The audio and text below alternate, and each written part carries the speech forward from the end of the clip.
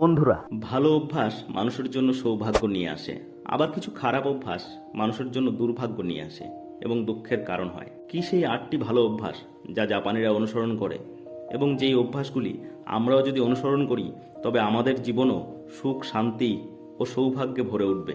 OG কি শব্দের অর্থ সামনের মানুষকে ঝুঁকে প্রণাম করা। জাপানিরা একে অপরকে সম্মান জানাতে ঝুঁকে প্রণাম করে। তারা নিজেরা যে সম্মান আশা করে অপর ব্যক্তিকেও সেই সম্মান দিয়ে থাকে।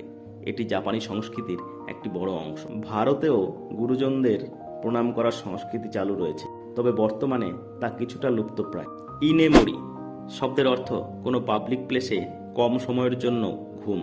কোনো পাবলিক প্লেসে আমাদের দেশে ঘুমালে তা খুবই হাস্যকর, কিন্তু জাপানে এটি খুবই সাধারণ ব্যাপার। তারা মনে করে ট্রেনে, বাসে বা অফিসে ছোট্ট একটি 5-10 মিনিটের ঘুম দ্বিগুণ কর্মক্ষমতা ফিরিয়ে দিতে পারে। ইতাদাকি মাসু, যার আক্ষরিক অর্থ কৃতজ্ঞতা স্বীকার।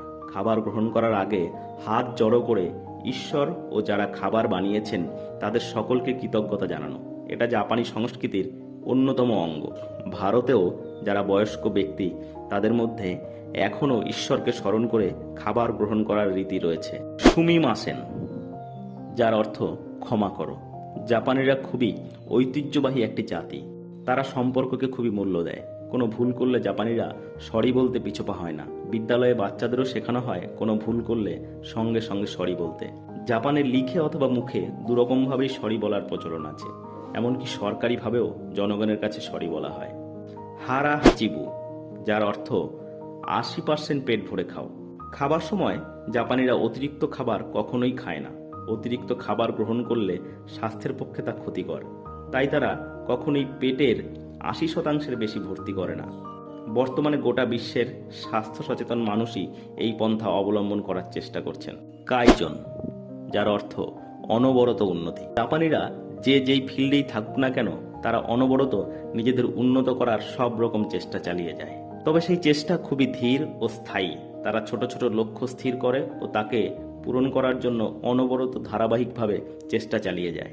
গমন, যার অর্থ যে কোনো সিচুয়েশনেই ধৈর্য রাখা। জাপানিরা কর্মক্ষেত্র অথবা ব্যক্তিগত সম্পর্ক কোনো জায়গায়ই ধৈর্য হারায় না।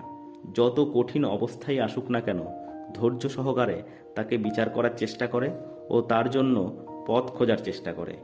আমাদেরও কঠিন থেকে কঠিনতম পরিস্থিতিতে ধৈর্য রাখা উচিত। ওসেবু, যার অর্থ উপহার প্রদান।